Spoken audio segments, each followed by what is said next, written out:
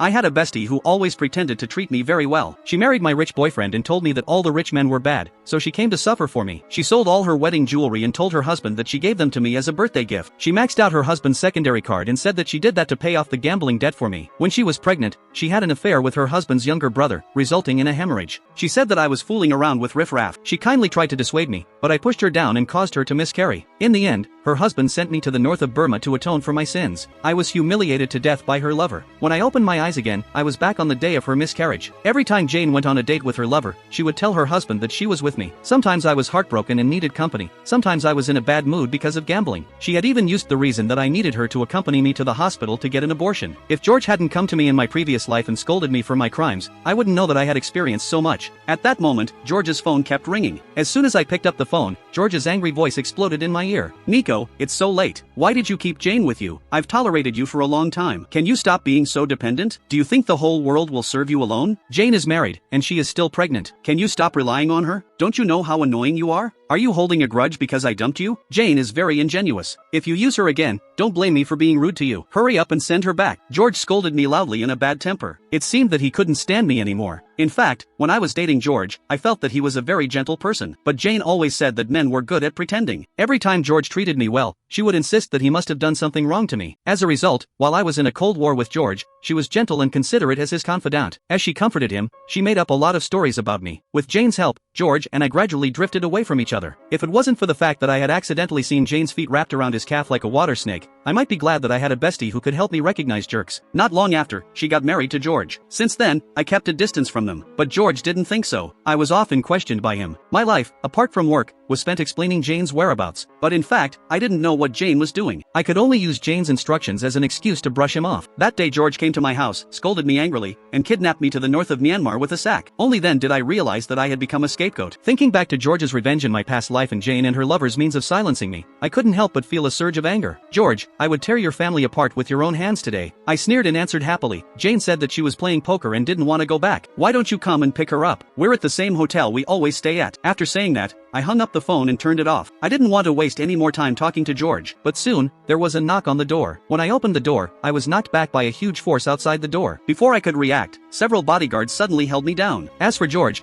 he walked into my house with heavy steps and looked for Jane roughly. He turned the whole room upside down, but he didn't find anything. "Where is Jane? Why did you say she was playing poker at the hotel? I've been standing downstairs for a long time, and the lights in your house have been on. You haven't gone out at night." He rushed in front of me with a red face and roared. Looking at his angry face, I felt the pleasure of revenge. I raised my eyebrows and said unhurriedly, "I said she was playing poker, but I didn't say she was playing poker with me. Maybe she's playing poker with your brother. Why don't you ask her?" Cold light flashed in his eyes as he grabbed my hair. He said in a deep voice, "Don't talk nonsense. I'll ask you one last time. Where did you hide Jane?" Jane's whereabouts had always been confidential. I was just her scapegoat. How could I know where she was? "She's an adult with hands and feet," I said bluntly. "How can I control where she goes? I'm not her mother." Not hearing the answer he wanted, George suddenly turned vicious. He let go of my hair and slapped me hard in the face, making my head buzz. I was burning with anger, but at the same time, I was looking forward to it. Was he angry just because of that? "I was waiting for you to get even angrier." Seeing the stubbornness in my eyes, George patted my face rhythmically and said, "Do you think I can't do anything to you?" As he spoke, he took out my cell phone from my pocket, turned it on, scanned the lock, and then looked for my contact information. Seeing my emergency contact, he sneered. He dialed a number. "What's wrong, Nico?" On the other end of the line came the gentle voice of Felix Johnny, my fiancé. Just as I was about to speak, one of the bodyguards covered my mouth tightly, preventing me from making a sound. "You're Nico's fiancé, aren't you?" George spoke coldly with a hint of disdain in his tone. "Who are you?" Felix sounded obviously nervous. George faced me directly and said provocatively, "I'm her ex-boyfriend. But don't worry, I'm married now and I'm not interested in her." Felix was silent for 2 seconds before he asked, "Then why did you call me?" "Nothing serious. I just want to tell you something about your fiancée. Her private life was very messy. She often dated another man behind my back. I thought it was dirty, so I broke up with her. I know you're engaged, but let me give you a piece of advice. Nico is not a simple woman. For so many years, she has been relying on my wife to live. She forced my wife to sell the jewelry to buy a birthday gift for her. She was also addicted to gambling and asked my wife to use my secondary card to pay off her debt. Oh, maybe you don't know yet. Some time ago, she had an abortion in the hospital and asked my wife to stay with her. I guess it was not your child? Aren't you afraid of getting sick with such a dirty woman?" George's words were full of sarcasm and contempt for me. On the other end of the line, Felix fell silent for a long time. My relationship with Felix had always been very good and we were preparing for the wedding. wedding. He was upright and kind, and he treated me gently and considerately. Since we fell in love, no matter how much we quarreled, he would always coax me patiently and gently reason with me. But this time, he seemed to be so angry with George's words that he didn't want to say another word. George hung up the phone and looked at me smugly. "How is it? Are you still unwilling to tell me where Jane is?" The bodyguard loosened his grip on my mouth. "It's illegal to spread rumors." I glared at George, wishing I could tear this idiot to pieces. Seeing that I was still stubborn, George became angrier. "Illegal? Then I'll let you know what the law is." He gave an order to the other bodyguards. "Smash her house." Upon hearing that, the bodyguards immediately began to smash my house crazily. In just a few minutes, the clean and tidy room was turned into ruins. There was no complete thing at all. Gritting my teeth, I asked, "George, aren't you afraid of the law if you continue to be so lawless?" George sneered, his face full of disdain. "The law punishes women like you. Don't you know how much money you've swindled Jane out of in the past few years? Everything in your family was bought with Jane's money. What's wrong with me smashing my own things?" George spoke self-righteously. It was as if he were not committing a crime, but punishing someone who deserved it. I looked at the time and found that there was less than half an hour left before Jane's miscarriage. Soon, the show was about to begin. I looked at George and said playfully, "Should we wait a little longer? Your wife will contact you soon." Seeing that I still didn't care, George said angrily, "Why are you so stubborn? I'll ruin your reputation today. Take her away." Several bodyguards immediately dragged me to the gate of the community. This scene soon attracted the attention of the passers-by nearby. Seeing that there were more and more people watching, George deliberately publicized my crime in public. All of a sudden, everyone around me began to point fingers at me. "That's too much. Her friend is married and pregnant, but she's still relying on her like this. She's obviously harming her. Fortunately, her friend is kind and has been accommodating to her all the time. If it were me, I would have kicked her long ago. She's a typical fake friend. On the surface, she's kind, but in private, she's scheming. She's full of bad intentions and can't wait for others to have a bad life. My wife has been cheated by her best friend and is in debt. She's still taking medicine to resist depression. This kind of woman is a vampire. When she was a child, she sucked her family, grew up, her friends, and her husband. Whoever meets her will be unlucky. The most important thing is that this woman is still dirty. She fooled around every day. I don't like living in the same community as her." Everyone cursed me and thought that I was a heinous person. George looked at me disdainfully and taunted, "What do you think? Do you still want to be stubborn?" George thought that he had beaten me and was waiting for me to give in. I sneered and said disdainfully, "Is that all you've got? What's the point of cursing at such a small community? When the time comes, I'll move and nobody will remember me. I think you should call some online celebrities to do a live broadcast for me. Only in this way can you ruin my fame." George's face darkened. Gritting his teeth, he said, "Fine, I'll satisfy you." After that, he made another phone call. I was looking forward to it even more. That was great. The bigger the better. He'd better let the whole world know about the scandal of his family.